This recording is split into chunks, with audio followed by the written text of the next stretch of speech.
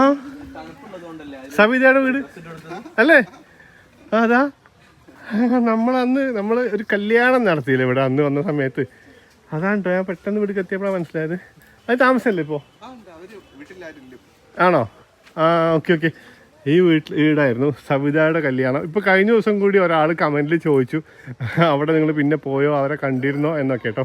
അവർ വീട്ടിൽ ആരും ഇല്ല, ജോലിക്കൊക്കെ പോയതായിരിക്കും. ഉണ്ടെങ്കിൽ അവരൊന്ന് മീറ്റ് ചെയ്യായിരുന്നു.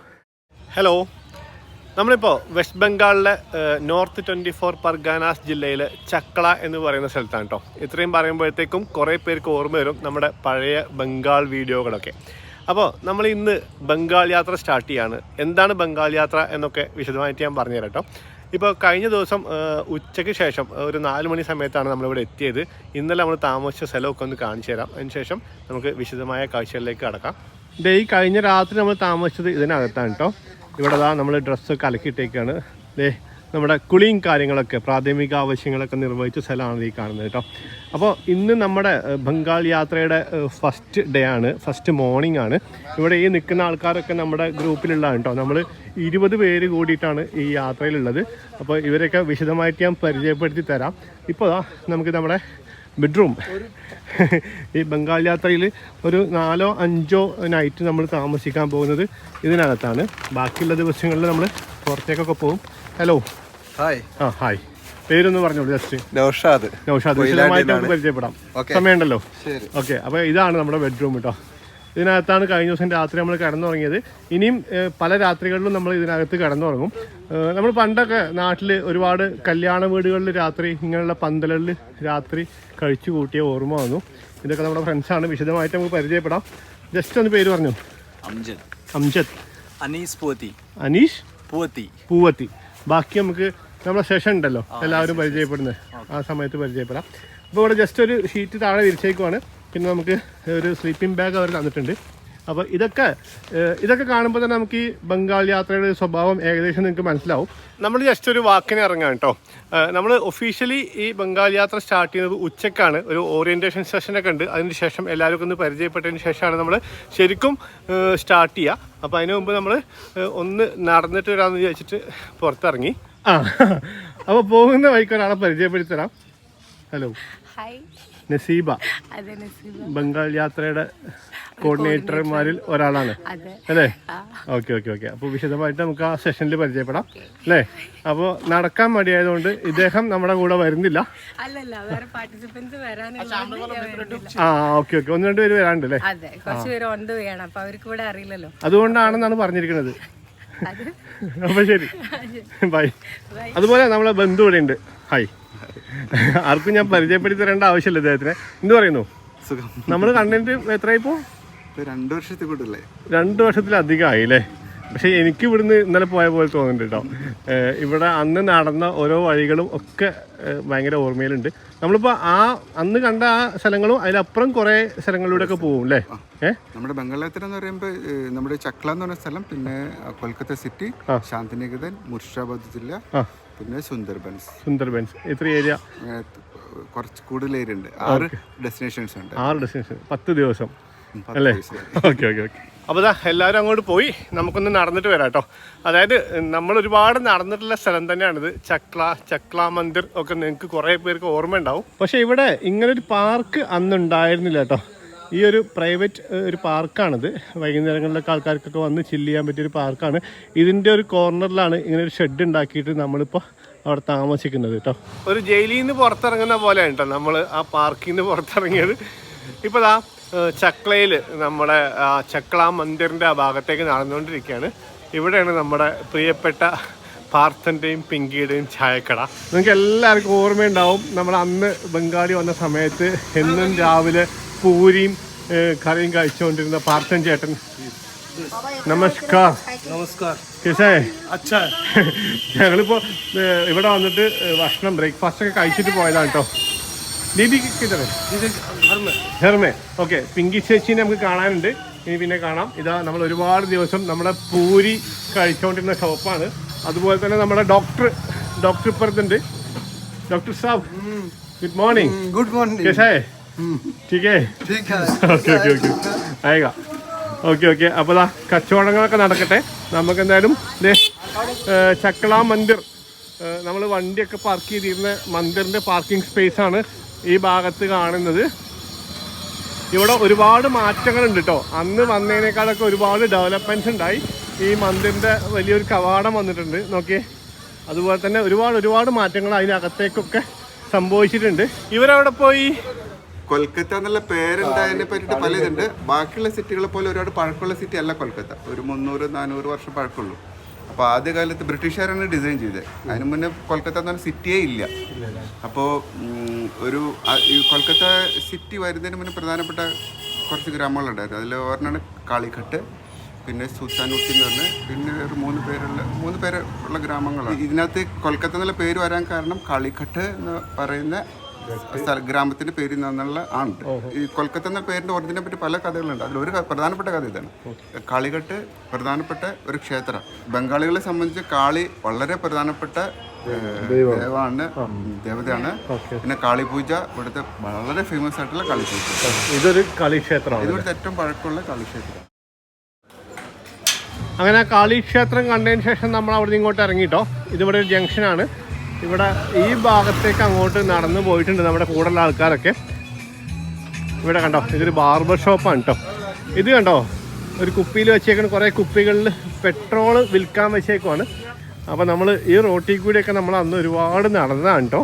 ഞാൻ എന്ത് പറയുമ്പോഴും പഴയ ഒരു അനുഭവം കണക്ട് ചെയ്ത് പറയുന്നത് കൊണ്ട് പുതിയ ആൾക്കാർക്ക് ചിലപ്പോൾ മനസ്സിലായി എന്ന് വരില്ല. ഞാൻ അതുകൊണ്ട് കുറേ മുമ്പ് 2-3 വർഷം മുമ്പ് ഞാൻ ഇവിടെ ഒരുപാട് നടന്ന് കുറേ വീഡിയോസ് ചെയ്താണ്. അപ്പോൾ ആ വീഡിയോസ് കണ്ടിട്ടില്ലാത്ത ആൾക്കാർക്ക് ആ വീഡിയോസിൻ്റെ മൊത്തം ലിങ്ക് ഞാൻ ഡിസ്ക്രിപ്ഷനിൽ വെക്കാം കേട്ടോ.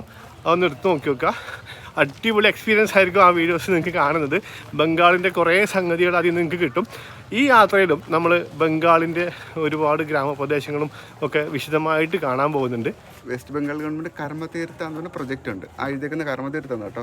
ഒരു വലിയ ഫെയിലിയർ ആയിട്ടുള്ള കർമ്മതീർത്ഥ എന്ന് പറയുന്ന ഒരു പ്രോജക്റ്റിന്റെ ഭാഗമായിട്ടുള്ള ഒരു ബിൽഡിംഗ് ആണ് കേട്ടോ ഈ കാണുന്നത്.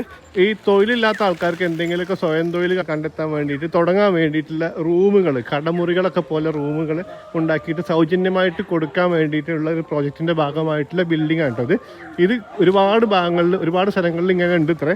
പക്ഷേ ഇതൊരു തീരെ ചെറിയൊരു വില്ലേജാണ്. അവിടെ ഇങ്ങനെ നമ്മുടെ സിറ്റികളിലൊക്കെ കൊമേഴ്ഷ്യൽ സ്പേസസ് ഉണ്ടാക്കുന്നത് പോലെ ഒരു ബിൽഡിംഗ് ഉണ്ടാക്കിയിട്ട് അതിനകത്ത് ഇവർക്ക് ഒന്നും പ്രത്യേകിച്ച് ചെയ്യാൻ പറ്റില്ല. അതുകൊണ്ട് തന്നെ ഇതിനകത്തുള്ള റൂമുകളൊക്കെ ഫുള്ള് കാലിയാണ്. ഒരു തരത്തിലും ഇവർക്കിത് ഉപകാരപ്പെടുന്നില്ല. എക്സിക്യൂഷൻ പങ്കെടുക്കുന്നുണ്ട്, പക്ഷേ പ്ലാനിങ്ങിൽ അബദ്ധമാണ്. അതായത് ഇങ്ങനെ ഒരു മാർക്കറ്റ് റൂറൽ ഏരിയയിൽ പോയില്ല. നമ്മളപ്പോൾ വില്ലേജിൽ കൂടെ എല്ലാം നടത്തം കണ്ടിന്യൂ ചെയ്യാൻ കേട്ടോ. ഇവിടെ ഇപ്പോൾ നടന്നു പോകുമ്പോൾ ബന്ധു ഒരു കാര്യം പറഞ്ഞതെന്നാണ്. അതായത് നമ്മുടെ നാട്ടിൽ നമ്മൾ കാൽനട യാത്രക്കാർ റോഡിൻ്റെ വലതുവശം ചേർന്ന് നടക്കണം എന്നാണല്ലോ. ഇവിടെ അങ്ങനെയല്ല കേട്ടോ. ഇവിടെ വണ്ടികൾ പോകുന്ന അതേ വശത്തൂടെയാണ് നടക്കേണ്ടത്. അതായത് റോഡിൻ്റെ ഇടത് വശത്തൂടെ നടക്കണത്രേ. വലത് വശത്തൂടെ നടന്നു കഴിഞ്ഞാൽ വണ്ടി തട്ടിക്കഴിഞ്ഞാൽ അവർക്ക് ഉത്തരവാദിത്തമില്ല എന്നാണ് പറഞ്ഞത്. ആ സവിതയുടെ വീട് അല്ലേ? അതാ നമ്മൾ ഒരു കല്യാണം നടത്തിയില്ലേ ഇവിടെ അന്ന് വന്ന സമയത്ത്. അതാണ് കേട്ടോ. ഞാൻ പെട്ടെന്ന് വീട്ടിൽ എത്തിയപ്പോഴാണ് മനസ്സിലായത്. അത് താമസമല്ലേ ഇപ്പോൾ? ആണോ? ആ ഓക്കെ ഓക്കെ. ഈ വീടായിരുന്നു സവിതയുടെ കല്യാണം. ഇപ്പോൾ കഴിഞ്ഞ ദിവസം കൂടി ഒരാൾ കമൻറ്റിൽ ചോദിച്ചു അവിടെ നിങ്ങൾ പിന്നെ പോയോ, അവരെ കണ്ടിരുന്നോ എന്നൊക്കെ കേട്ടോ. അവർ വീട്ടിൽ ആരും ഇല്ല, ജോലിക്കൊക്കെ പോയതായിരിക്കും. ഉണ്ടെങ്കിൽ അവരൊന്ന് മീറ്റ് ചെയ്യായിരുന്നു. അപ്രതീക്ഷിതമായിട്ട് കണ്ടാണ് കേട്ടോ. എനിക്കത് ഈ റൂട്ടാന്ന് പോലും ഓർമ്മ ഉണ്ടായിരുന്നില്ല. ഇവിടുത്തെ ഒരു ബംഗാളി സ്വദേശിൻ്റെ ഒരു അടിപൊളി ഐഡിയ കാണിച്ചു തരാം കേട്ടോ. ഇത് കണ്ടോ, ഇതൊരാളുടെ വീടാണ് കേട്ടോ. ഈ മനുഷ്യൻ ബാങ്കിൽ നിന്ന് ലോൺ എടുത്തിട്ട് വീടുണ്ടാക്കിയതാണേ. കണ്ടോ? എന്നിട്ട് അതിൻ്റെ മുമ്പിലൊരു അമ്പലം പണിതു. കണ്ടോ? ഇതാണ് പുള്ളി ചെയ്ത ഏറ്റവും ബുദ്ധിപരമായ നീക്കം. അതായത് ഇനി പുള്ളി ഈ ലോൺ അടച്ചില്ലെങ്കിലും ബാങ്കിന് ഈ വീട് ജപ്തി ചെയ്യാൻ പറ്റില്ല. കണ്ടോ? എങ്ങനെയുണ്ട്? ഞാൻ ആദ്യം പറഞ്ഞില്ല, ഇവിടെ ആളുകള് ഒരു ഗ്രാമമായിട്ട് അല്ല, ഒരു മിക്സഡായിട്ട് താമസിക്കില്ല. ഓരോ മുസ്ലിങ്ങളാണെങ്കിലും ഹിന്ദുക്കളാണെങ്കിലും ഓരോ ജാതി അങ്ങനെയുള്ള ഏരിയയിൽ സെപ്പറേറ്റ് താമസിക്കുക. അതിൽ തന്നെ ജാതികളും പല ഏരിയയിൽ താമസിക്കുക. അപ്പൊ ഇവിടുത്തെ ഈ ഏരിയയിലെ ആളുകളുടെ പേരിന്റെ ഒപ്പം അവരുടെ ടൈറ്റിൽ ദാസ് തന്നെ, ഒരു ജാതി അതാണ്, ദാസ് എന്ന ജാതിയാണ്. അപ്പൊ ഇവരുടെ ആളുകളുടെ പേരിന്റെ ഒപ്പം തന്നെ ദാസ് എന്നുള്ള ടൈറ്റിൽ ഉണ്ടാവും. അപ്പൊ ഈ ഏരിയ മുഴുവൻ ദാസ് എന്നുള്ള ടൈറ്റിലുള്ള ആളുകളുടെ താമസിക്കുന്ന ഏരിയ ഇത്. അതിനാണ് ദാസ്പട. അത് ഇംഗ്ലീഷിൽ എഴുതുമ്പോൾ പര എന്നാണ് എഴുതുക. അത് ഡാക്കും റാക്കും ഇടയിലെ ഒരു അക്ഷരമാണ്. പ്രൊണൗൺസ് ചെയ്യാൻ കിട്ടില്ല. ഹൗറയ്ക്ക് ഹൗറ എന്നല്ല ഹൗഡ എന്നല്ല പറയുന്നത്. ഇടയിലുള്ള അക്ഷരമുണ്ട്, അതൊന്നും കിട്ടില്ല.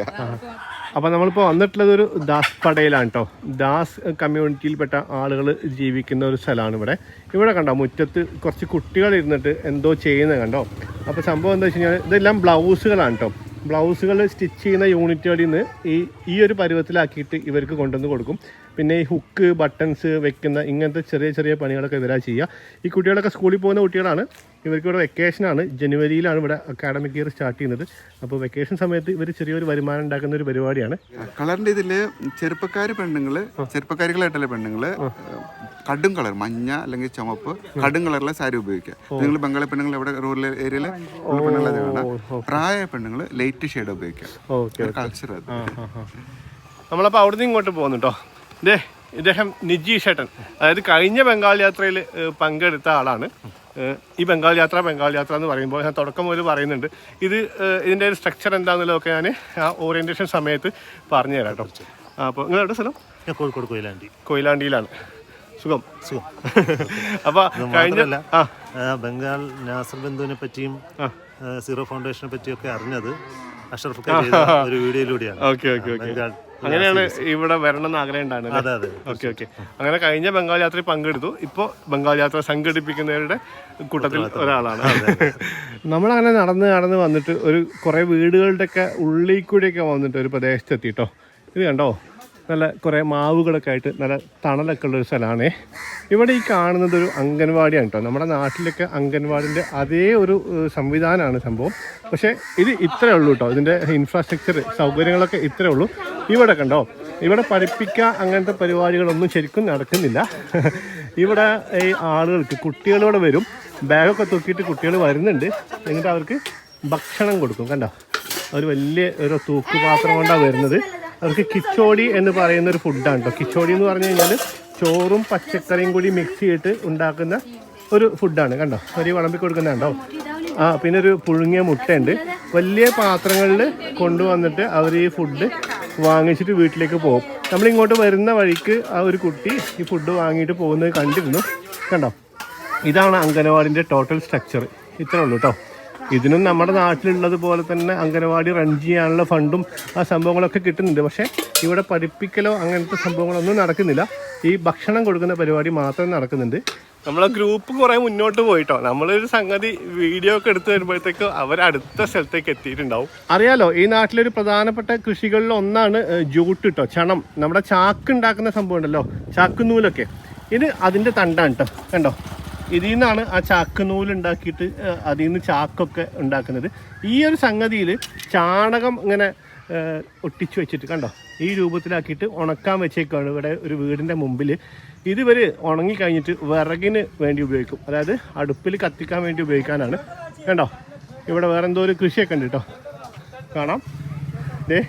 നമ്മൾ ഈ വഴിക്ക് ഇങ്ങനെ പോവുകയാണ്. ഭയങ്കര രസമാണ് ഈ ബംഗാളിലെ വില്ലേജിലൂടെ നടക്കാൻ കേട്ടോ. നല്ല വെയിലുണ്ട്, പക്ഷേ ചൂടൊന്നും ഭയങ്കരമായിട്ട് നമ്മളെ ബാധിക്കുന്നില്ല.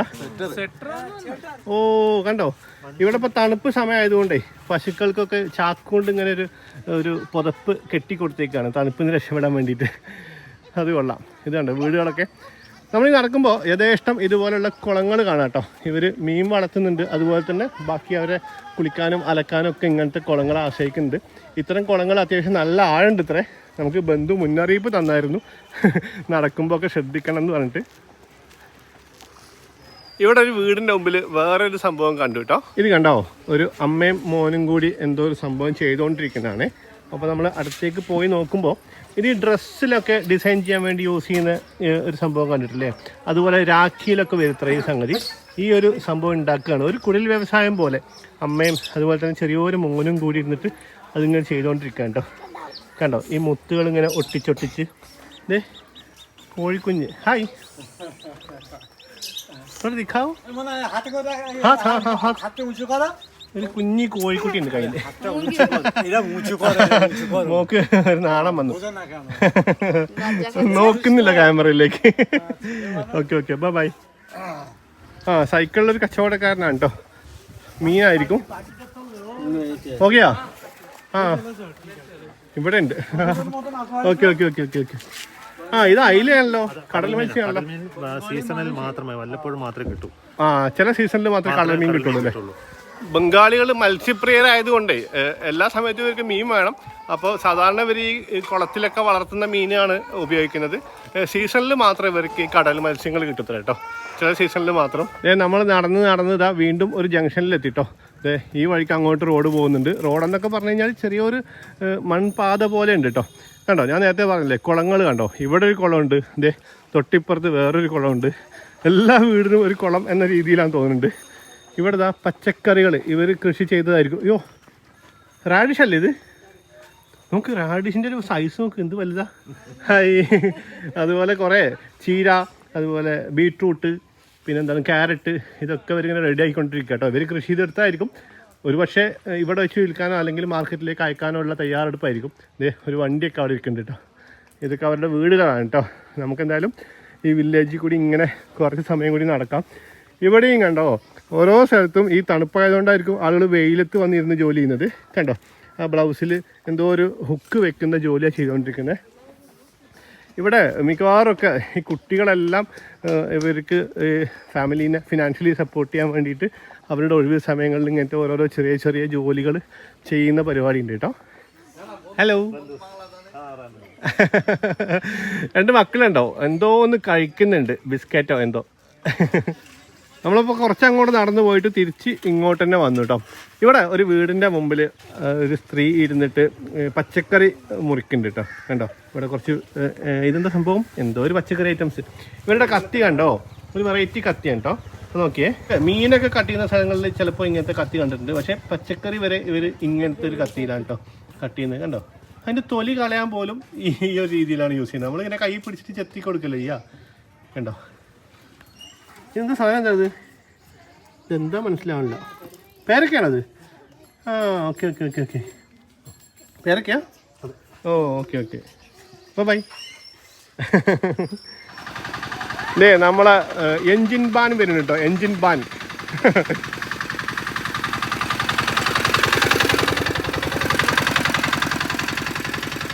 কেরালা से ঠিক একটু পরিদর্শনে আসতে হয়।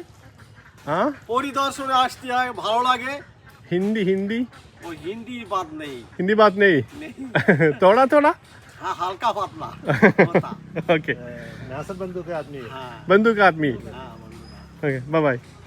बांग्ला देखने के হ্যাঁ, लिए ঠিক আছে, বাংলা ঠিক আছে। हाँ, ओके ओके, ठीक ওখানে है, শান্তির জায়গা আছে, ओके ओके। ঠিক আছে। শান্তি মিলে। പോകുന്ന വഴിക്ക് നമ്മളിവിടെ ഒരു ചേട്ടൻ ഒരു കൊട്ട നെയ്യുന്നത് കണ്ടു കേട്ടോ. ഇവിടെ കണ്ടോ, ഒരുപാട് മരങ്ങളൊക്കെ ഉള്ള ഒരു നല്ല തണലൊക്കെ ഉള്ള സ്ഥലമാണ്. അവിടെ ആകെ കിട്ടിയ ഒരു കുഞ്ഞ് വെയിലത്താണ് അദ്ദേഹം ഇരിക്കുന്നത് കേട്ടോ. ഈ തണുപ്പ് സമയത്ത് വെയിൽ കൊണ്ടിട്ട് ഇങ്ങനെ ജോലി ചെയ്യാൻ വേണ്ടിയിട്ടാണ് എല്ലാവരും വെയിലത്തായിരിക്കുന്നത്. ഇവിടെ കുറച്ച് കടുക് കൃഷിയുണ്ട് കേട്ടോ. കടുക് ഇങ്ങനെ പൂത്ത് നിൽക്കുന്നുണ്ട്, മഞ്ഞ കളറിലെ പൂക്കൾ നിറയുണ്ട്. ഇത് നമ്മുടെ കഴിഞ്ഞ ബംഗാൾ യാത്രയിൽ നമ്മൾ ഒരുപാട് കണ്ടതാണ്. ബംഗാളിൻ്റെ ഒരുപാട് സ്ഥലങ്ങളിൽ ഇങ്ങനെ ഒരുപാട് ഇവർ കടുക് കൃഷി ചെയ്യുന്നുണ്ട് കേട്ടോ. നമ്മളൊരു ഗ്രൂപ്പായിട്ടാണ് പോകുന്നതെങ്കിലും ഞാൻ മിക്കവാറും ഒന്നും ആ ഗ്രൂപ്പിൻ്റെ കൂടെ ഇല്ല കേട്ടോ. അവരൊക്കെ എവിടെയോ എത്തി.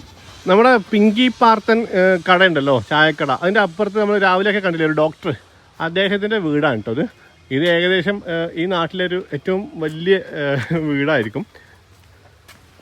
നമുക്കൊന്ന് പോയിട്ട് വിശദമായിട്ട് കാണാം. അതായത് ഈ നാട്ടിലുള്ള ഇപ്പോൾ ഉള്ളതിൽ പഴയ മോഡൽ വീടുകളുണ്ട്. അതായത് പഴയ ഒരു 100-150 വർഷം പഴക്കമുള്ള. ഇപ്പൊ റീസെന്റ് പുതിയ കണ്ടംപററി ട്രെൻഡിൽ ഉള്ള ഏറ്റവും പുതിയ വീടാണിത് ഈ നാട്ടില്. ഇപ്പൊ റീസെന്റ് പണി കഴിഞ്ഞിട്ട് ഏറ്റവും വലിയ വീടാണ്. ഏറ്റവും വലിയ വീട് 8 ബെഡ്റൂം ഉണ്ട്. ഓ, 8 ബെഡ്റൂം ഉണ്ട്. ഇല്ല, അച്ഛനൊന്ന് 2 ആൺമക്കളുണ്ട്. മൂത്ത ആൺകുട്ടി കല്യാണം ആലോചിക്കുന്നുണ്ട്, ആയിട്ടില്ല. Okay okay. ഇവിടുത്തെ ഡോക്ടേഴ്സിനെ കുറിച്ചൊരു വീഡിയോ നമ്മൾ അന്ന് ചെയ്തിട്ടുണ്ട്. അത് കണ്ടിട്ടില്ലാത്തവർക്ക് വേണ്ടി ജസ്റ്റ് ഞാനൊന്ന് ബ്രീഫ് ചെയ്യാം. ഈ പഞ്ചായത്തിൽ ഏകദേശം 140ഓളം ഡോക്ടർമാർ പ്രാക്ടീസ് ചെയ്യുന്നുണ്ട് കേട്ടോ. രോഗിനെ പരിശോധിച്ചിട്ട് അലോപ്പതി മരുന്ന് കൊടുക്കുന്ന ആൾക്കാരാണ് ഈ 140 പേരും. ഈ 140 പേരും ക്വാളിഫൈഡ് അല്ല, പഠിച്ച ആൾക്കാരല്ല. സ്കൂളിൽ പോകാത്തവരും 2ാം ക്ലാസ് വരെ പഠിച്ചവരും ഒക്കെയാണ്. പക്ഷേ അതിനകത്ത് നമ്മളിപ്പോൾ നമ്മൾ ഈ വന്ന ഈ വീടിൻ്റെ ഉടമസ്ഥനായ ഡോക്ടറില്ലേ, അദ്ദേഹമാണ് ഏറ്റവും എക്സ്പീരിയൻസ് ഉള്ള ഇവിടുത്തെ ഏറ്റവും നല്ല ഡോക്ടർ. നല്ല എക്സ്പീരിയൻസ് ഉള്ള ഡോക്ടറാണ് അദ്ദേഹം. 10ാം ക്ലാസ്സോ +2 എങ്ങാണ്ട് വരെ പഠിച്ചിട്ടുണ്ട് ഇത്രേ. അപ്പോൾ അദ്ദേഹത്തിൻ്റെ ഈ വീടാണ് നമ്മളിപ്പോൾ കാണാൻ വന്നേക്കുന്നത്. ഏകദേശം 90 ലക്ഷം മുതൽ 1 കോടി വരെ രൂപ ചെലവഴിച്ചിട്ട് നിർമ്മിച്ചാണ് അത്ര ഈ വീട്. അകത്തേക്ക് കയറുമ്പോൾ നമുക്ക് ഇവിടെ ഒരു ഹാള് കാണാം കേട്ടോ. നമ്മുടെ സാധാരണ വീട് നിർമ്മാണത്തിന് നമ്മുടെ നാട്ടിലൊക്കെ ഡിസൈനുമായിട്ട് പ്രത്യേകിച്ച് ഒരു ബന്ധമല്ല കേട്ടോ. നമ്മുടെ ഒരു ലോഡ്ജൊക്കെ ഉണ്ടാക്കുന്നത് പോലെ ഉണ്ടാക്കിയിട്ടുള്ളത് കണ്ടോ. ഇങ്ങനൊരു പോർഷൻ, ഇങ്ങനൊരു പോർഷൻ, ഈ രണ്ട് ഭാഗത്തും 2 ബെഡ്റൂം ഉണ്ട്, ഇവിടെയുണ്ട്, അതുപോലെ തന്നെ മുകളിലുണ്ട്. ഇതിങ്ങനെ ചെയ്തതിൻ്റെ ഉദ്ദേശം ഈ വീട്ടിൽ 2 മക്കളാണത്രേ. അപ്പോൾ ഭാവിയിൽ അത് പാർട്ടീഷൻ ചെയ്യുമ്പോൾ ഈ ഒരു പോർഷൻ ഒരാൾക്ക് യൂസ് ചെയ്യാം, ഈ ഒരു പോർഷൻ ഒരാൾക്ക് ഉപയോഗിക്കാം. അതിന് വേണ്ടിയിട്ടാണ് സംഗതി. 2 സ്റ്റെയർ കേസ് ഉണ്ട് ഇങ്ങനെയുള്ള വീടുകൾക്കൊക്കെ കണ്ടോ. നമുക്കിതിനകത്തേക്ക് പോകുമ്പോൾ കാണാൻ പറ്റും. ഇവിടെ കണ്ടോ, പാർട്ടീഷൻ കഴിയുമ്പോൾ ഒരാൾ ഇത് ഉപയോഗിക്കുമ്പോൾ ഈ സ്റ്റെയർ കേസ് ഒരാൾക്ക് യൂസ് ചെയ്യാം. പിന്നെ കണ്ടോ ഈ ഭാഗത്ത് വേറൊരു സ്റ്റെയർ കേസ്. ഇവിടെ പൊതുവേ ഈ ബംഗാളി വീടുകളുടെ എല്ലാം കിച്ചൺ പുറത്താണ് ഉണ്ടാവാറ്. ഈ വീടിനും പുറത്തേക്ക് തന്നെയാണ്, പക്ഷേ ഈ വീടും കണക്റ്റ് ആയിട്ട് തന്നെ കേട്ടോ. കിച്ചൺ ഒരെണ്ണമുള്ളൂ. അത് ഭാവിയിൽ ഈ ഭാഗത്ത് മറ്റേ ആൾക്ക് ഉണ്ടാക്കാനുള്ള സൗകര്യം വിട്ടിട്ട് ഉണ്ടാക്കിയതായിരിക്കും. നമ്മളിപ്പോൾ സ്റ്റെയർ കേസ് കാര്യം ഇങ്ങോട്ട് വന്നിട്ടോ കണ്ടോ. ഇവിടെ ഒന്നുണ്ട്, അതുപോലെ തന്നെ ഇവിടെ ഒന്നുണ്ട്. ഇങ്ങോട്ട് കയറി വരുമ്പോൾ ശരിക്കും നമ്മളൊരു ലോഡ്ജിലോ ഹോട്ടലിലൊക്കെ കയറി വന്ന പോലെ തന്നെയുണ്ട് കണ്ടോ. അത്യാവശ്യം എക്സ്പെൻസീവ് ആയിട്ടുള്ള ഇങ്ങനത്തെ ലൈറ്റ്സും സംഭവങ്ങളൊക്കെ ഉണ്ട്. ഇവിടെ അപേക്ഷിച്ചിട്ട്, ഈ നാടിനെ അപേക്ഷിച്ചിട്ട് ഇവിടുത്തെ ഏറ്റവും ലക്ഷറിയസ് ആയിട്ടുള്ള വീട് തന്നെയാണ് ഇത്. മുകളിലും തന്നെ താഴെയുള്ള അതേപോലെ കയറി വരുന്ന ഭാഗത്ത് ഇങ്ങനെ ഒരു ഹാളും പിന്നെ ഈ 2 പോർഷനും. പാർട്ടീഷൻ ചെയ്യുമ്പോൾ മിക്കവാറും അവരൊരു വര ഇങ്ങോട്ട് നടുവ് കൂടി വരക്കായിരിക്കും ചെയ്യുന്നുണ്ടാവുക. ഇത് ഈ വീട്ടിലെ ചെറിയ മോനാണ് കേട്ടോ. ഹായ് ബ്രോ, നാം ക്യാ ഹോ? MD Imran Iqbal. MD Imran Iqbal. Okay, thank you, bye. നമ്മളാ ഡോക്ടറെ വീട്ടിൽ നിന്ന് ഇറങ്ങിയിട്ട് ഇങ്ങനെ പിന്നെ പോയിക്കൊണ്ടിരിക്കുമ്പോൾ റോഡ് സൈഡിൽ ഒരു അമ്മ എന്തോ കുക്ക് ചെയ്യുന്നത് കണ്ടു കേട്ടോ. അപ്പോൾ നമ്മൾ അങ്ങോട്ട് ചെന്നപ്പോൾ തന്നെ അവരിങ്ങനെ എന്തോ ഒരു സങ്കടം പറയുന്നുണ്ട്. ഭാഷ മനസ്സിലാകാത്തതുകൊണ്ട് നമുക്ക് ആ വികാരം മാത്രം മനസ്സിലായി, എന്താ പറഞ്ഞത് മനസ്സിലാകുന്നില്ല. അപ്പോൾ അവർ ഭക്ഷണം ഉണ്ടാക്കുകയാണ്. അപ്പോൾ ഒരു കലത്തിൽ കഞ്ഞി തിളച്ചുകൊണ്ടിരിക്കുന്നുണ്ട്. കുറച്ച് ഉരുളക്കിഴങ്ങ് അവിടെ മുറിച്ച് വെച്ചിട്ടുണ്ട്. അത് ആ ഒരു കലത്തിൽ കഞ്ഞിയുടെ കൂടെ ഇട്ടിട്ട് പുഴുങ്ങിയിട്ട് അത് കഴിക്കാൻ വേണ്ടിയിട്ട് അവർ കുക്ക് ചെയ്തുകൊണ്ടിരിക്കുകയാണ്. നമ്മൾ വീണ്ടും ഇങ്ങനെ നടന്നു പോവാണ്. അപ്പോൾ ആ ഒരു വീടിൻ്റെ മുമ്പിലെത്തിയിട്ടോ. ഒരു വീടല്ല, ഇവിടെ ഒരുപാട് വീടുകളുണ്ട് കേട്ടോ. കുറേ വീടുകളുണ്ട്, ഇങ്ങനെ ചെറിയ ചെറിയ സ്ഥലങ്ങളാണ്. ഇവിടെ ഒരാൾ പാല് വിൽക്കാൻ വന്നേക്കുവാണ് കേട്ടോ. അതെ, ഈ വീട്ടുകാർ അവരുടെ കയ്യിൽ നിന്ന് പാല് വാങ്ങിച്ചേക്കുവാണ്. ഇതാ ഈ പാത്രത്തിലാണ് കേട്ടോ പാല് വാങ്ങിച്ചിരിക്കുന്നത്. ഞാൻ നേരത്തെ പറഞ്ഞല്ലോ ഇവരുടെ അടുക്കള പുറത്തായിരിക്കുന്നു. അടുക്കള പുറത്ത് ആണ് ഭൂരിഭാഗം വീടിൻ്റെയും. കണ്ടോ ഇവരിവിടെ പുറത്ത് കുക്ക് ചെയ്യുന്നത് കണ്ടോ. ചോറോ എന്തോ വെച്ചുകൊണ്ടിരിക്കുകയാണ്. ഈ അടുപ്പ് ഇതിങ്ങനെ എടുത്ത് കൊണ്ടുപോകാൻ പറ്റിയൊരു ടൈപ്പ് അടുപ്പാണ് കേട്ടോ. മഴ പെയ്യുന്ന അങ്ങനത്തെ എന്തെങ്കിലും പ്രശ്നം ഉണ്ടാകുമ്പോൾ അവരെടുത്തിട്ട് അകത്തേക്ക് വെക്കുമായിരിക്കും. ഇവിടെ ഒരാൾ ചോറോ കഞ്ഞി വെക്കുന്നുണ്ട്. ഇവിടെ ഒരാൾ അതിക്ക് കറി ഉണ്ടാക്കാനുള്ള പരിപാടി ചെയ്തുകൊണ്ടിരിക്കുന്നു. അതുപോലെ തന്നെ ഇവിടെ കണ്ടോ ഒരു എണ്ണ അങ്ങനെ തൂക്കിയിട്ടേക്കുന്നുണ്ടോ. അതായത് പശുവിനെ കറക്കാൻ വേണ്ടിയിട്ട്, അപ്പോൾ ഒരു സ്മൂത്ത്നെസ് കിട്ടാൻ വേണ്ടിയിട്ട് കയ്യിലാക്കാൻ വേണ്ടിയിട്ടുള്ള എണ്ണ അത്രേ. അത് പെർമനൻ്റ് ആയിട്ട് ഇവിടെ ഈ പുറത്ത് ഒരു അയയിൽ ഇങ്ങനെ തൂക്കിയിട്ടേക്കാണ്. നമ്മൾ തിരിച്ച് നടക്കുകയാണ് കേട്ടോ. ഇവിടുന്ന് ഇനി അങ്ങോട്ട് ഒരു പാടത്തേക്ക് ഇറങ്ങിയിട്ട് ആ പാടം ഇറങ്ങി കയറിയിട്ട് വേറെ റൂട്ടിലൂടെയാണ് നമ്മൾ ചക്ലാ മന്ദിറിൻ്റെ ഭാഗത്തേക്ക് പോകുന്നത്. അങ്ങനെ കുറേ നടന്ന് അതിനുശേഷം നമ്മൾ ആ ചക്ലാ മന്ദിറിൻ്റെ കുറച്ച് ഇപ്പുറത്തായിട്ട് മെയിൻ റോഡിൽ വന്ന് കയറിയിട്ടോ. അവിടെ ഒരു ചായക്കടയിൽ ഇരുന്നിട്ട് എല്ലാവരും ഒരു ചായയൊക്കെ കുടിച്ചു. അതിനുശേഷം നമ്മുടെ ക്യാമ്പിലേക്ക് പോയി കുറച്ച് നേരം അവിടെ റെസ്റ്റ് എടുത്തു. ഇപ്പോൾ ഉച്ചയ്ക്കൊരു 1 മണി കഴിഞ്ഞു കേട്ടോ. ഇപ്പോൾ നമ്മൾ ഫുഡ് കഴിക്കാൻ വേണ്ടിയിട്ട് പിങ്കി പാർത്തൻ ഷോപ്പിലേക്ക് വന്നേക്കുവാണ്. പതിവ് പോലെ ഉരുളക്കിഴങ്ങും ചോറും പ്രതീക്ഷിക്കുന്ന ആൾക്കാർക്ക് ഇന്ന് ചിക്കൻ കിട്ടാൻ പോവാണ്. ബ്രോ എന്ത് പറയുന്നു? ഞാൻ എന്റെ ചിക്കനോടുള്ള ഭ്രമം മാറ്റാൻ വേണ്ടിട്ട് കൂടിയായിരുന്നു ഞാൻ യാത്ര. പക്ഷെ ഇവർ സമ്മതിക്കില്ല. ഇവർ സമ്മതിക്കുന്നില്ല.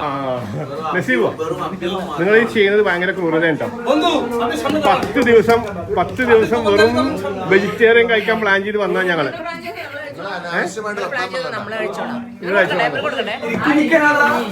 ശരിക്കും ചിക്കനാണ്. ഭയങ്കര അത്ഭുതം, വിശ്വാസമായിട്ടല്ലേ? എനിക്ക് വിചാരിച്ചത് 10 ദിവസത്തേക്ക് ഞാൻ അതൊന്നും കഴിക്കണ്ടെന്നായിരുന്നു. ചിലർക്ക് തെറ്റിച്ചു.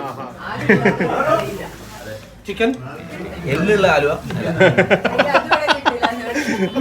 എല്ലുള്ള ആലുവാണ് ഇത്ര തോടാബി. അടിപൊളി. അങ്ങനെ ചിക്കൻ കറിയൊക്കെ കൂട്ടിയിട്ട് അടിപൊളിയായിട്ട് ഭക്ഷണം കഴിച്ചിട്ടോ.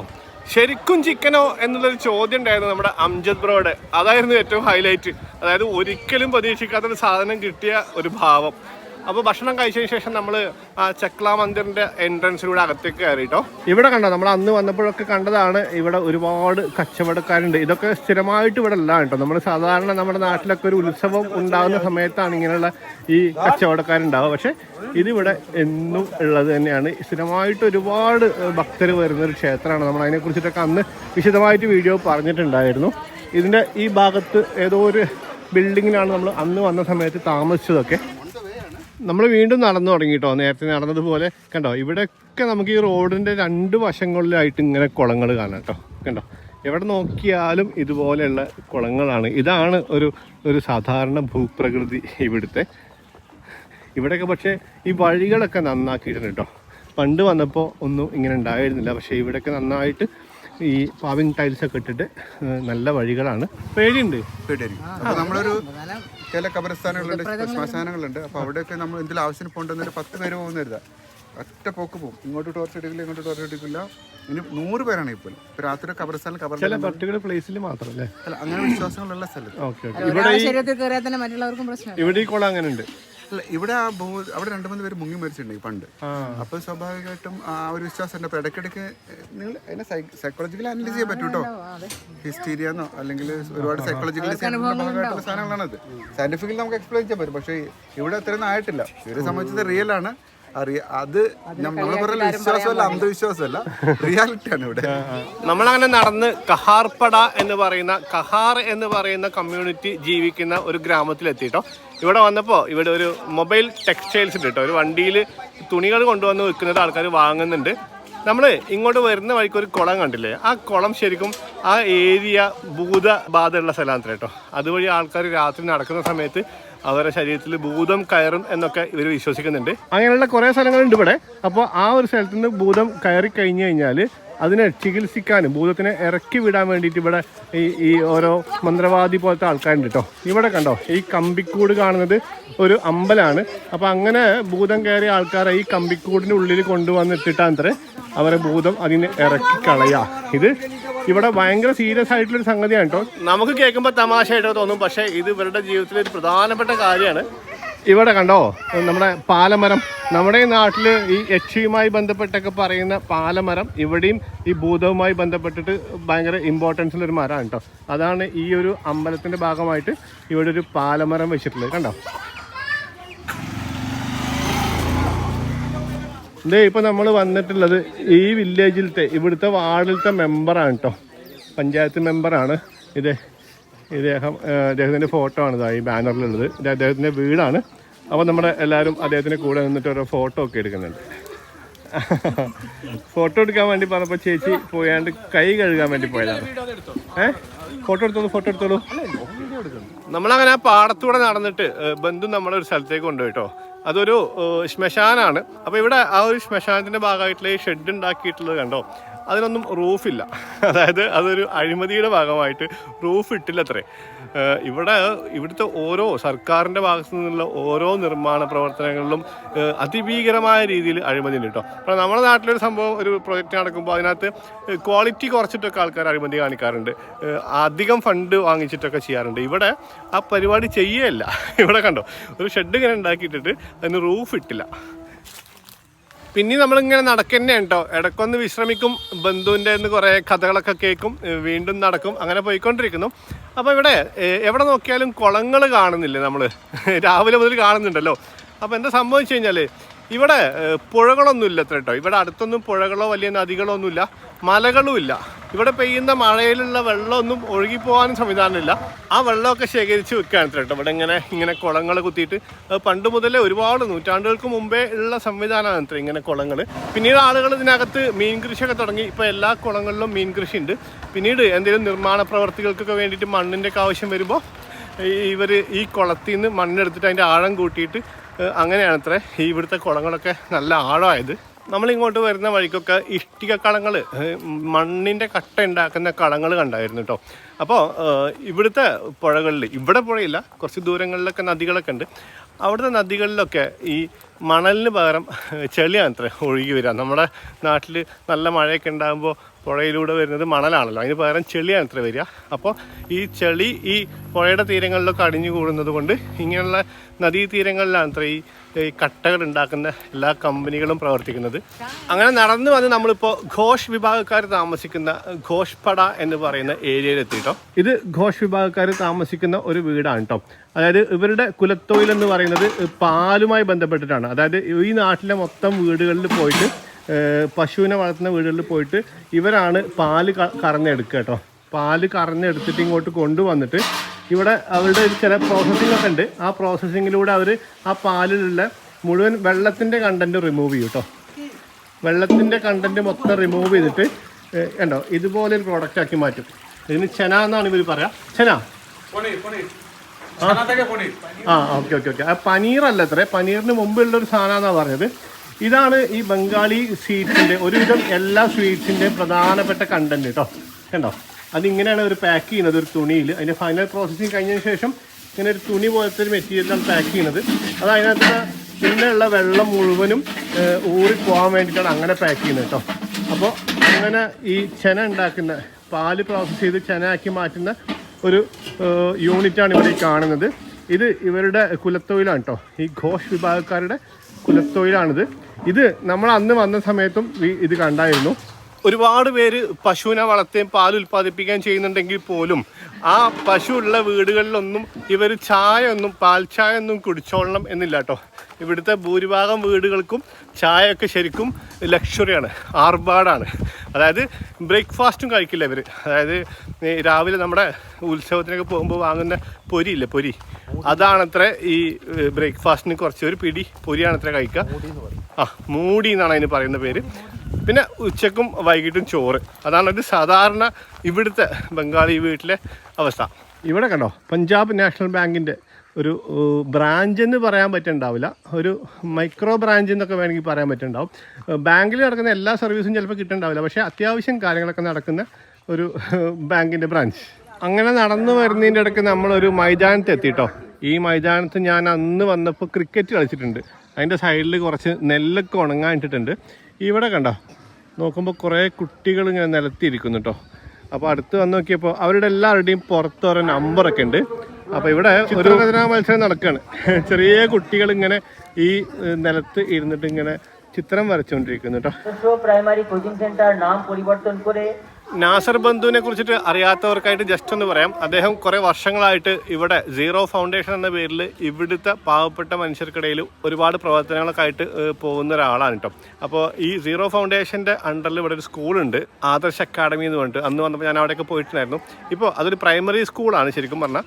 ഇപ്പോൾ അത് നെക്സ്റ്റ് ലെവലിലേക്ക് വളരുന്നതിൻ്റെ ഭാഗമായിട്ട് കമ്മിറ്റിയൊക്കെ മാറിയിട്ട് അത് പുതിയൊരു പേരിൽ വരികയാണ് കേട്ടോ. ഇനി ഇവിടുന്ന് അങ്ങോട്ട് അത് ഇൽം അക്കാഡമി, ILM അക്കാഡമി എന്ന പേരിലാണ് ആകാൻ പോകുന്നത്. അപ്പോൾ അതിൻ്റെ ഒരു ഭാഗമായിട്ടാണ്, ആ മാറ്റത്തിൻ്റെ ഒരു ഭാഗമായിട്ടാണ് കേട്ടോ ഈ ഒരു പ്രോഗ്രാം ഇവിടെ നടക്കുന്നത്. അപ്പോൾ നമ്മൾ അന്ന് വന്നപ്പോൾ നമ്മൾ ഇവിടുന്ന് പരിചയപ്പെട്ടിരുന്ന ഒരാളുണ്ടായിരുന്നു, ജുണ്ടുബായ്. അദ്ദേഹത്തിൻ്റെ വീട് ഇവിടെയാണ്. അദ്ദേഹം നമ്മളെ ചായ കുടിക്കാൻ വേണ്ടിയിട്ട് അങ്ങോട്ട് ക്ഷണിച്ചു. എല്ലാവരും കൂടി അദ്ദേഹത്തിൻ്റെ വീട്ടിലേക്ക് ചെന്നേക്കാം കേട്ടോ. 10-20 ആളുണ്ട് ചായക്ക്. ചായക്ക് വേറെന്ത് സംഭവം ഉണ്ടല്ലോ, ഇതെന്താ മിക്സറാണോ? തുടങ്ങിക്കോ. ആ തുടങ്ങിക്കോ, തുടങ്ങി എല്ലാരും പൊരിയാണ് സംഭവം മെയിൻ. അത് മിക്സ് ചെയ്യണം, അല്ലെങ്കിൽ അവസാനം കിട്ടുന്നതിന് വെറും പൊരി മാത്രമേ ഉണ്ടാവുള്ളൂ.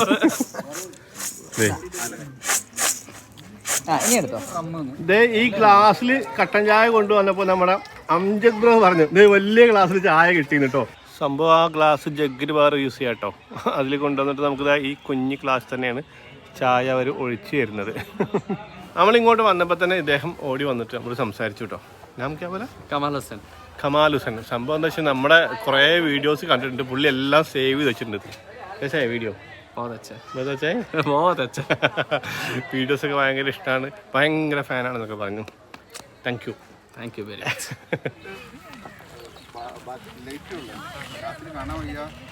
നമ്മൾ സ്കൂളിനെ പറ്റി പറഞ്ഞില്ലേ, അതായത് ഈ സീറോ ഫൗണ്ടേഷൻ്റെ കീഴിലുള്ള ഒരു പ്രൈമറി സ്കൂള് ഇതാണ് കേട്ടോ. സ്കൂള് ഇതാണ് അതിൻ്റെ പ്രധാനപ്പെട്ട ബിൽഡിങ്. ക്ലാസ്സുകളൊക്കെ നടക്കുന്നത് ഇതിനകത്താണ്. അവിടെ അതിൻ്റെ ഓഫീസ് റൂം കൂടിയുണ്ട് അവിടെ. അപ്പം നമ്മുടെ ടീം മെമ്പേഴ്സ് മൊത്തം അതിനകത്തുണ്ട് കേട്ടോ. സ്കൂളിനകത്ത് കുറച്ച് സമയം സംസാരിച്ചിരുന്നു കേട്ടോ. ബന്ധു ഇവിടുത്തെ കുറേ വിശേഷങ്ങളൊക്കെ പറഞ്ഞു. അതിന് ശേഷം നമ്മൾ ഇവിടെ ഈ സ്കൂൾ നിൽക്കുന്നത് ഒരു മാഷുടെ പ്രോപ്പർട്ടിക്കകത്താണ് കേട്ടോ. അദ്ദേഹത്തിൻ്റെ വീടിൻ്റെ പുറകിലാണ്. അപ്പോൾ അവിടെ നമുക്ക് വീണ്ടും ഒരു ചായ സൽക്കാരുണ്ട് കേട്ടോ. ഇവിടെ എങ്ങനെയാണ്, ഇവിടെ വന്നു കഴിഞ്ഞാൽ ഞങ്ങൾ ചായ കുടിച്ചുകൊണ്ടേയിരിക്കും ഫുൾ ടൈം. നമ്മൾ എത്തിയപ്പോഴത്തേക്കും നമുക്ക് ഇരിക്കാൻ വേണ്ടിയിട്ട് ഇവിടെ കുറേ ചെയർസൊക്കെ സെറ്റ് ചെയ്തിട്ടുണ്ട്. ഇതാണ് കേട്ടോ മാഷ വീട്. ഇത് അവരുടെ കിച്ചൺ പുറത്താണ്. ഇത് വീണ്ടും വന്നു ബിസ്ക്കറ്റും. ഇതിനെന്താ പേര് പറയുന്ന സംഭവത്തിൽ? ചെനാച്ചൂർ. ഓക്കെ, അത് തന്നെ ആ സാധനം. ഇനിയും ചോദിച്ചു കഴിഞ്ഞാൽ പ്രശ്നമാണ്. കഴിക്കൂ. അപ്പോൾ മാഷ വീട്ടിൽ നിന്ന് ചായയൊക്കെ കുടിച്ചിട്ട് വീണ്ടും നമ്മൾ നടക്കാൻ തുടങ്ങി കേട്ടോ. ഇനി വേറെ ഇന്ന് വലിയ കാഴ്ചകളൊന്നുമില്ല. നമ്മൾ തിരിച്ച് നമ്മുടെ ക്യാമ്പിലേക്ക് പോകുന്ന വഴിക്ക് കണ്ടാണ് ഈ സംഗതി കേട്ടോ. നമ്മൾ രാവിലെ കണ്ടായിരുന്നു ജൂട്ട്, അതായത് നമ്മുടെ ചാക്ക് ഉണ്ടാക്കുന്നത് ഈ ചെടിയിൽ നിന്നാണ് കേട്ടോ. ഇതിങ്ങനെ ഇത്രയും ഹൈറ്റിൽ ഇങ്ങനെ പാടത്ത് വലിയ കൃഷി ചെയ്യും. എന്നിട്ട് ഇത് വെട്ടിയെടുത്തിട്ട് വെള്ളത്തിലിട്ട് വെച്ചതിന് ശേഷം തൊണ്ട് തല്ലുന്ന പോലെ അടിച്ചടിച്ച് ഈ ഒരു തണ്ടിൻ്റെ പുറത്തുള്ള തൊലി എടുക്കും കേട്ടോ. കണ്ടോ, ഇതിപ്പോൾ ഞാൻ അങ്ങനെ എടുത്തതാണ്. ഒരു കുറച്ച് കണ്ടോ നമ്മുടെ ചാക്ക് നൂലില്ലേ, ഞാൻ ജസ്റ്റ് ഇത്തിരി എടുത്തിട്ട് ഇതൊന്നിങ്ങനെ പിരിച്ചതിന് ശേഷം ഇങ്ങനെ വലിച്ചു നോക്കുമ്പോൾ തന്നെ ഭയങ്കര സ്ട്രോങ് ആയി സാധനം. ഇതാണ് സംഭവം ചാക്ക് നൂല്. ഇത് ഉപയോഗിച്ചിട്ടാണ് ചാക്ക് ഉണ്ടാക്കുന്നത് കേട്ടോ. അപ്പോൾ ഇവിടെ ഇതിൻ്റെ വലിയ കൃഷി നടക്കുന്നുണ്ട്, ഈ ജൂട്ടിൻ്റെ കൃഷി. അങ്ങനെ അവിടെ നിന്ന് ഇറങ്ങിയിട്ട് വീണ്ടും നടത്താൻ തുടർന്നു കേട്ടോ. പിന്നെ കുറേ നടന്നിട്ടുണ്ട്. ഇപ്പോൾ ഇന്ന് നോക്കുകയാണെങ്കിൽ ഒരുപാട് നമ്മൾ ജപ്പാനിൽ നിന്നൊക്കെ നടന്നിരുന്ന അവസ്ഥയാണ്. എന്തായാലും പിന്നെയും കുറേ ദൂരം നടന്നിട്ട് പിന്നെ നമുക്കൊരു പാലം കിട്ടി കേട്ടോ. ഒരു തോട് പോലെ ഒഴുകുന്നതിന് മുകളിൽ കൂടി ക്രോസ് ചെയ്യാൻ വേണ്ടിയിട്ട് ഒരൊറ്റ മുളകിൻ്റെ പാലാണ്. അപ്പോൾ ആ ഒരു ഒറ്റ മുളേൻ്റെ മുകളിൽ കൂടി സാഹസികമായിട്ട് പിടിക്കാൻ ചെറിയ സംവിധാനം ഉണ്ട്, അതുകൊണ്ട് കുഴപ്പമില്ല. സാഹസികമായിട്ട് അപ്പുറത്തേക്ക് എല്ലാവരും കടന്ന് വീണ്ടും നടന്ന് അപ്പോഴത്തേക്കൊക്കെ അത്യാവശ്യം നല്ല ഇരുട്ടായി തുടങ്ങി കേട്ടോ. സൂര്യനൊക്കെ അസ്തമിച്ചു. നല്ല ഭംഗിയുള്ള സ്ഥലങ്ങളാണ് കേട്ടോ. ഒരു വെള്ളക്കെട്ട് പോലെ സംഭവമുണ്ട് അവിടെ. ഇങ്ങനെ സൂര്യൻ അസ്തമിച്ചിട്ടുള്ള ആ ഒരു ചുവന്ന കളറൊക്കെ ഇങ്ങനെ കാണാൻ നല്ല ഭംഗിയുണ്ടായിരുന്നു. അപ്പോൾ അതൊക്കെ പാസ് ചെയ്തിട്ട് ഇങ്ങനെ പോന്നു. പിന്നീട് നമ്മൾ നമ്മുടെ താമസിക്കുന്ന ക്യാമ്പിലേക്ക് എത്തി കേട്ടോ. ഇനി നമ്മളെ ഓറിയൻറ്റേഷൻ സെഷനാണ് കേട്ടോ. അത് ഉച്ചയ്ക്ക് നടക്കേണ്ടതായിരുന്നു. അപ്പോൾ നമ്മുടെ ഈ മൊത്തം മെമ്പർമാർ എത്തിയിട്ടുണ്ടായില്ല. കുറച്ച് പേര് ഇന്ന് വൈകുന്നേരം എത്തിയത്. അപ്പോൾ അവരും കൂടി വന്നിട്ട് നടത്താമെന്ന് വിചാരിച്ചുകൊണ്ടാണ് വൈകിട്ടത്തേക്ക് വെച്ചത്. അപ്പോൾ നമ്മളെല്ലാവരും അവിടെ നിന്ന് പരിചയപ്പെട്ടു കേട്ടോ. എല്ലാവരും സ്വയം പരിചയപ്പെടുത്തുന്ന സെഷനായിരുന്നു ഫസ്റ്റ്. അത് കഴിഞ്ഞിട്ട് ബന്ധുവിനെ കുറിച്ച് അറിയാത്ത ആളുകളുണ്ടാവുമല്ലോ, അപ്പോൾ അവർക്ക് വേണ്ടിയിട്ട് ബന്ധു സ്വയം പരിചയപ്പെടുത്തി. എൻ്റെ പേര് നാസർ എന്നാണ്. നാട് മൂവാറ്റുപുഴ, എറണാകുളം ജില്ലയിൽ. 13 വർഷം 2011 മുതൽ നമ്മളിവിടെ ഉണ്ട്. സീറോ ഫൗണ്ടേഷൻ എന്ന് പറഞ്ഞ ഓർഗനൈസേഷനെ നമ്മൾ ലീഡ് ചെയ്യുന്നു. അതിൻ്റെ കീഴിൽ പലതരം പ്രൊജക്റ്റുകൾ, റൂറൽ ഡെവലപ്മെൻറ്റായിട്ട് ബന്ധപ്പെട്ട പലതരം പ്രൊജക്റ്റുകൾ ചെയ്യുന്നുണ്ട്. പിന്നെ സോഷ്യൽ വർക്കിന് കുറച്ച് റിസർച്ച്, ട്രെയിനിങ്, അങ്ങനെ കുറച്ച് പരിപാടികളുള്ളത്. അതിൻ്റെ ഇടയ്ക്ക് നസീബ ഈ എല്ലാ മെമ്പേഴ്സിനും ഓരോ വെൽക്കം കിറ്റ് ഉണ്ട് കേട്ടോ. കുറച്ച് സംഭവങ്ങളുണ്ട്, അത് ഞാൻ പിന്നീട് കാണിച്ചു തരാം. ആ ഒരു കിറ്റ്, ആ സംഭവങ്ങളൊക്കെ അടങ്ങിയിട്ടുള്ള കിറ്റ് വിതരണം ചെയ്തു. പിന്നീട് ബന്ധു ഈ ഒരു യാത്ര, ബംഗാൾ യാത്ര എന്താണെന്നൊരു ബ്രീഫിംഗ് നടത്തി. അങ്ങനെ 2017 ഒരു സെപ്റ്റംബർ ഒക്ടോബറിലൊക്കെ ഒരു ദിവസം തോന്നുന്നൊരു പെട്ടെന്നുള്ളൊരു തോന്നലാണ് ബംഗാൾ യാത്ര എന്ന് പറയുന്നത്. നമ്മളിതിനു മുന്നേ പോയ യാത്രകളുടെയൊക്കെ ഒരു ശൈലിയൊക്കെ നോക്കിയിട്ട് ഇതൊരു ഒബ്ജക്റ്റീവ് ഒന്നുമില്ല. ബംഗാൾ യാത്രയ്ക്ക് ഒരു ഒബ്ജക്റ്റീവ് ഇല്ല. യാത്ര മാത്രം, യാത്ര ചെയ്യാൻ വേണ്ടി യാത്ര ചെയ്യുക, അതാണ് ഇതിൻ്റെ മെയിൻ ഒബ്ജക്റ്റീവ്. ഇതൊരു പെയ്ഡ് പ്രോഗ്രാം ആയതുകൊണ്ട് നമ്മൾ കൃത്യമായിട്ട് ഷെഡ്യൂൾ അറേഞ്ച് ചെയ്യണം. അതിനനുസരിച്ച് നമ്മൾ ഓരോ സ്ഥലങ്ങൾ വിസിറ്റ് ചെയ്യാൻ കാണുകയൊക്കെ ചെയ്യുന്നു. പക്ഷേ ഇതിനകത്ത് നിങ്ങളത് ലേൺ ചെയ്യുമോ, നിങ്ങളത് പഠിക്കുമോ, അല്ലെങ്കിൽ എക്സ്പീരിയൻസ് ചെയ്യുമോ, അതൊക്കെ ഓരോരുത്തരുടെ ഇഷ്ടമാണ്. ഇപ്പോൾ നിങ്ങൾ 22 പേരുണ്ടെങ്കിൽ 22 പേർക്കും 22 ബംഗാൾ യാത്ര സംഭവിക്കാം. നമ്മളിപ്പോൾ 7ാമത്തെ യാത്ര എന്ന് പറയുമെങ്കിലും ഇത് എന്നെ സംബന്ധിച്ച് ഫസ്റ്റ് യാത്രയാണ്. 80 ആപ്ലിക്കേഷൻസാണ് വന്നത്. നമ്മൾ 14 പേരെ എടുത്തത് ആദ്യത്തെ ബംഗാൾ യാത്ര. പിന്നെ ഓരോ വർഷം ആപ്ലിക്കേഷൻസിൻ്റെ എണ്ണം കൂടി 100, 200, 300 ഒക്കെ പലപ്പോഴും വന്നു. അത് നമ്മൾ കുറച്ച് പേരെ സെലക്ട് ചെയ്യുന്നു. ഇതിപ്പോൾ 7ാമത്തെ യാത്രയാണ്. എല്ലാ വർഷവും December 20 to 30 എല്ലാ വർഷവും കറക്റ്റ് ഡേറ്റിൽ തന്നെ നടക്കുക. 20 മുതൽ 30 എന്ന് പറയുമ്പോൾ 11 ദിവസമാണ്. അതുകൊണ്ട് ആ സമയം കൊണ്ട് ഏകദേശം നമ്മൾ ഒരു 1000-നും 1200 കിലോമീറ്ററിൻ്റെ ഇടയിലും 6 ഡെസ്റ്റിനേഷൻസിലായിട്ട് ഏകദേശം നമ്മൾ കവർ ചെയ്യുന്നുണ്ട്. നമ്മുടെ ഷെഡ്യൂൾ അനുസരിച്ച് പോകുകയാണെങ്കിൽ. അപ്രതീക്ഷിതമായിട്ടൊന്നും സംഭവിച്ചില്ലെങ്കിൽ ഏകദേശം എല്ലാ ഏരിയയും നമ്മൾ പറഞ്ഞേക്കുന്ന ഏരിയകളൊക്കെ കവർ ചെയ്യും. നമ്മൾ കുഴപ്പമൊന്നുമില്ല. ദയവായിട്ട് ചോദിക്കരുത് അവിടെ ചെന്നിട്ട് എന്തെങ്കിലും കാണാനുണ്ടോന്ന്. അങ്ങനെ ഒരു ഡെസ്റ്റിനേഷൻ വെച്ചിട്ട് അവിടെ അതുവരെ നമ്മൾ കണ്ണടച്ച് പോകല്ലേ ചെയ്യുന്നത്. എല്ലായിടത്തും ഓരോ നിമിഷം യാത്രയാണ്. ഓരോ സ്ഥലങ്ങളും ഓരോ കാഴ്ചകളുണ്ട്. നമ്മൾ യാത്ര എന്ന് പറയുന്നത് തന്നെ ഓരോ ഡെസ്റ്റിനേഷൻ, ഓരോ നിമിഷം ഓരോ ഡെസ്റ്റിനേഷനാണ്. നിങ്ങളത് എക്സ്പീരിയൻസ് ചെയ്യുകയാണെങ്കിൽ നിങ്ങൾക്ക് കിട്ടുന്ന ഒരു യൂണിക് എക്സ്പീരിയൻസാണ്. കാരണം നിങ്ങൾക്ക് വേറെ എവിടെയും കിട്ടില്ല, അതൊന്നും ഉറപ്പ് പറയാൻ പറ്റും. കാരണം ഇപ്പം നമ്മൾ നടന്നില്ല, ഇന്ന് നടന്ന പോലെ നിങ്ങൾ ഏതെങ്കിലും ബംഗാളി ഗ്രാമത്തിൽ നടക്കാൻ പറ്റില്ല നിങ്ങൾക്ക്. കാരണം ആളുകൾ ചോദ്യം ചെയ്യും, എന്തിനാ എവിടുന്ന, കുറേ ക്വസ്റ്റ്യൻസിന് ആൻസർ ചെയ്യേണ്ടി വരും. അപ്പോൾ നമ്മുടെ പ്ലാറ്റ്ഫോം നമുക്കിവിടെ ഉള്ളതുകൊണ്ട് നിങ്ങൾക്ക് അത് ഉപയോഗിക്കാം. അത് എത്രമാത്രം ഒബ്സർവ് ചെയ്യണോ ലേൺ ചെയ്യണോ അത് നിങ്ങളുടെ ഇഷ്ടം. അത് നിങ്ങൾക്ക് സ്പൂൺ ഫീഡിങ് ചെയ്യാൻ പറ്റുന്നില്ല. പിന്നെ ബേസിക്കായിട്ട് പറഞ്ഞു തരേണ്ട കുറച്ച് കാര്യങ്ങൾ നമ്മൾ നിങ്ങളായിട്ട് ഷെയർ ചെയ്യുന്നു. അതിനുശേഷം കുറേ നേരം എല്ലാവരും കൂടി ഇരുന്ന് സംസാരിച്ചു, ഓരോരോ ഡൗട്ടൊക്കെ ചോദിച്ചു. ബന്ധു അതൊക്കെ ക്ലിയർ ചെയ്തു. അപ്പോൾ നമുക്ക് മൊത്തത്തിൽ എന്താണ് ബംഗാൾ യാത്ര എന്നതിൻ്റെ ഒരു രൂപം കിട്ടിയിട്ടുണ്ട്. അപ്പോൾ നാളെ ഒരു ദിവസം കൂടി നമ്മൾ ചക്രയിലുണ്ട്. പിന്നെ നമ്മൾ പുറത്തേക്കൊക്കെ പോകുന്നുണ്ട്. അപ്പോൾ അതിൻ്റെ ഷെഡ്യൂൾ നമ്മൾ കറക്റ്റായിട്ട് അവിടെ ബന്ധുന്ന് വായിച്ചു കേട്ടോ. മുൻകൂട്ടി പറഞ്ഞിരുന്നതാണ്, എങ്കിലും വായിച്ചു. അതിപ്പോൾ ഞാൻ നിങ്ങളോട് പറയുന്നില്ല. നമ്മൾ ആ ഷെഡ്യൂൾ പ്രകാരമുള്ള കാഴ്ചകളാണ് കാണാൻ പോകുന്നത്. അപ്പോൾ അതിനുശേഷം ഇവിടെ നിന്ന് എണീറ്റിട്ട് എല്ലാവരും ഭക്ഷണം കഴിക്കാൻ പോയി. പിങ്കി പാർത്തൻ അവരുടെ കടയിൽ നിന്ന് നല്ല ചോറും ആലു ഗോബി ഉരുളക്കിഴങ്ങിൻ്റെ ഒരു കൂട്ടാനും പിന്നെ ഓംലെറ്റും ഉണ്ടായിരുന്നു കേട്ടോ. അതൊക്കെ കൂട്ടി നന്നായിട്ട് ഭക്ഷണമൊക്കെ കഴിച്ചിട്ട് ഇപ്പോൾ തിരിച്ച് വീണ്ടും നമ്മൾ ക്യാമ്പിലെത്തി. നൈസ് എക്സ്പീരിയൻസ് ആയിരുന്നു. ഇന്നത്തെ അനുഭവങ്ങളിൽ കുറേ ഒക്കെ ഞാൻ മുമ്പ് അനുഭവിച്ചിട്ടുള്ളത് തന്നെയാണ്. പക്ഷേ അതിൽ നിന്ന് വ്യത്യസ്തമായിട്ടുള്ള കുറേ കാര്യങ്ങൾ കൂടി നമ്മൾ ഇന്ന് കണ്ടു. എന്തായാലും ഇവിടുന്ന് അങ്ങോട്ടുള്ള ബാക്കി 9 ദിവസങ്ങളിലുള്ള ബംഗാൾ യാത്രയുടെ അനുഭവങ്ങൾ എനിക്കും അതുപോലെ തന്നെ നിങ്ങൾക്കും പുതിയ കുറേ അറിവുകളും കാഴ്ചകളും ഒക്കെ തരും എന്നാണ് ഞാൻ വിശ്വസിക്കുന്നത് കേട്ടോ. എല്ലാവരും ക്യാമ്പിനകത്തുണ്ട്. ഞാനിവിടെ ഒരു വെളിച്ചുള്ള സ്ഥലത്തേക്ക് ഇങ്ങോട്ട് വന്നതാണ്. വീഡിയോ ഇഷ്ടപ്പെട്ടെങ്കിൽ ലൈക്ക് ചെയ്യും, അതുപോലെ തന്നെ നിങ്ങളുടെ അഭിപ്രായങ്ങളൊക്കെ കമൻറ്റ് ചെയ്യുകയും ചെയ്യുക. ചാനൽ സബ്സ്ക്രൈബ് ചെയ്യാതെയാണ് കണ്ടുകൊണ്ടിരിക്കുന്നതെങ്കിൽ സബ്സ്ക്രൈബ് ചെയ്യുകയും കൂടി ചെയ്യുക. അപ്പോൾ എന്തായാലും ബംഗാൾ യാത്രയുടെ 2ാം ദിവസത്തെ കാഴ്ചകളിൽ വീണ്ടും കാണാം. ബൈ.